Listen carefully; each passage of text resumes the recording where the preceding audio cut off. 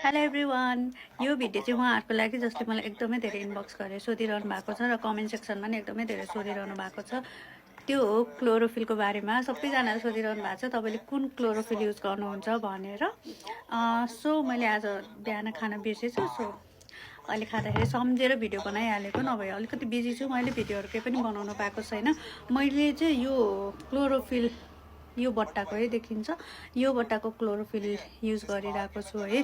यसमा चाहिँ liquid chlorophyll. अनि हेर मैले टिकटकहरूमा सर्च गरेको, नेटहरूमा सर्च गर्दाखेरि चाहिँ यस्तो बट्टामा चाहिँ यो एनएचएफ लेखेको छ नि, यो एनएचएफ लेखेको चाहिँ ओरिजिनल हुन्छ, राम्रो हुन्छ भनेको भएर चाहिँ मैले पनि टिकटकमा के अरे क्लोरोफिल भनेर सर्च गरेँ। अनि नेपालमै कतिजनाले बेच्नु हुँदो रहेछ नि, उहाँहरूको त्यो एउटा पेज आएको, मतलब भिडियोहरू आएको थियो।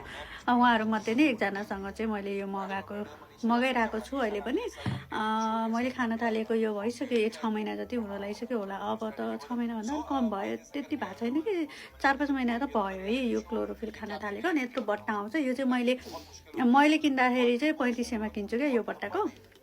अनि खाने चाहिँ कसरी भन्दाखेरि यसरी पहिला सुरुमा सेक गर्ने, अनि सकेसम्म चाहिँ बिहानै फर्स्टचोटि मुख धुनुभन्दा ब्रस गर्नुभन्दा अगाडि नै खानु भनेर भन्नुहुँदो रहेछ होइन। अनि मैले चाहिँ त्यही गर्छु। आज चाहिँ मैले बिर्सेछु। अनि मनतातो, हल्का मनतातो, धेरै नै होइन, मनतातो भन्दा नि अलिकति तातो पानी, थोरै तातो पानी लिने। अनि हेर यसमा अर्को बिर्को हुन्छ। अहिले चाहिँ यो बिर्कोमा यसरी यस्तरी ग्रिन कलरको हुन्छ क्या।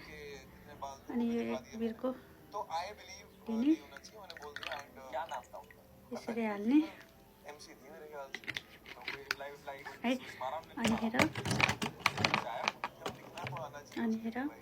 यसरी ग्रिन हुन्छ अनि खाने। अनि एकदमै बेनिफिट छ क्या यो, थाइरोइडको लागि मात्र नभएर एकदमै राम्रो छ, पिरियडहरूको लागि पनि एकदमै राम्रो गर्दो रहेछ यसले।